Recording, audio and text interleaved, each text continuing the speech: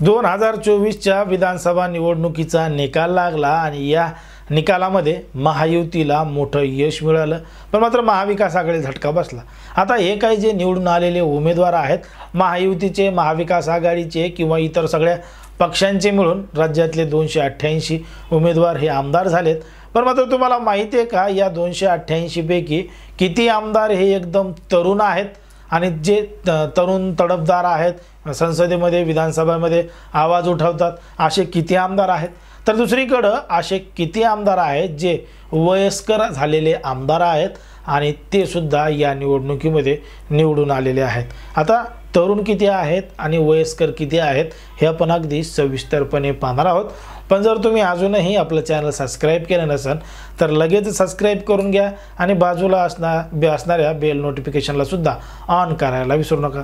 सुरुवात करूया तरुण आमदारांपासून। सगळ्यात तरुण तरफदार आमदार आहेत ते म्हणजे रोहित पाटील। रोहित पाटील हे राष्ट्रवादी शरद पवार गटाचे आमदार आहेत आणि त्यांचं वय अवघं 25 वर्षे आहे। त्यानंतर नंबर लागतो करण देवतळे यांचा। करण देवतळे यांचं वय 29 आहे आणि ते भाजपचे आमदार आहेत। आणि त्यानंतर नंबर लागतो तो म्हणजे राघवेंद्र पाटील यांचा। राघवेंद्र पाटील हे 31 वर्षाचे आहेत, भाजपकडून ते निवडून आलेले आहेत, आमदार झालेले आहेत। आणि त्यानंतर नंबर लागतो तो म्हणजे वरुण सरदेसाई यांचा। वरुण सरदेसाई यांचं वय आहे 32 वर्ष आणि ते आमदार आहेत शिवसेना उभाटा गटाचे।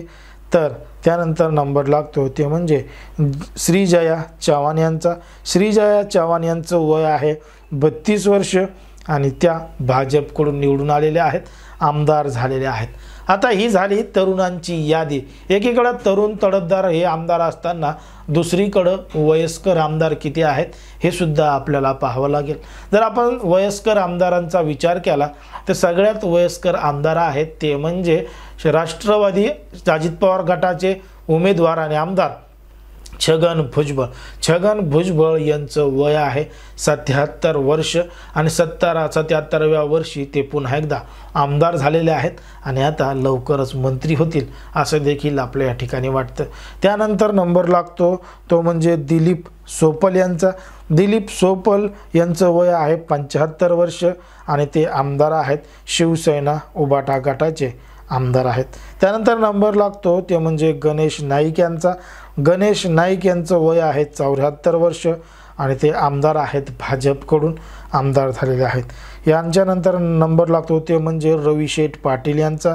रविशेठ पाटील यांचं वय आहे 73 वर्ष, तर हे भाजपकडून उमेदवार होते, निवडून आलेले आहेत, आमदार झालेले आहेत। त्यांच्यानंतर नंबर लागतो ते म्हणजे प्रकाश भारसाकळे यांचा। प्रकाश भारसाकळे यांचं वय आहे 72 वर्ष, ते भाजपकडून उमेदवार होते आणि ते निवडून सुद्धा आलेले आहेत, आमदार सुद्धा झालेले आहेत। अशा पद्धतीने महाराष्ट्रातील 288 उमेदवारांपैकी आपण सगळ्यात तरुण आणि सगळ्यात वयस्कर आमदार अशी दोघांचीही यादी पाहिलेली आहे। आता तरुण तडफदार आमदार हे सभागृहामध्ये आवाज उठवतात का, जनतेचे प्रश्न मांडतात का, हे आपल्याला बघावं लागणार आहे।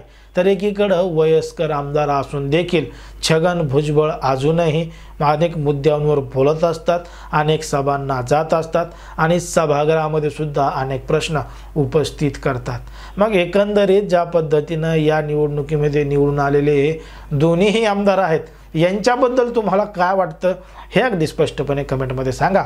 आणि अशाच पद्धतीचे नवनवीन व्हिडिओ पाहण्यासाठी आपल्या चॅनलला लगेच सबस्क्राइब करून घ्या।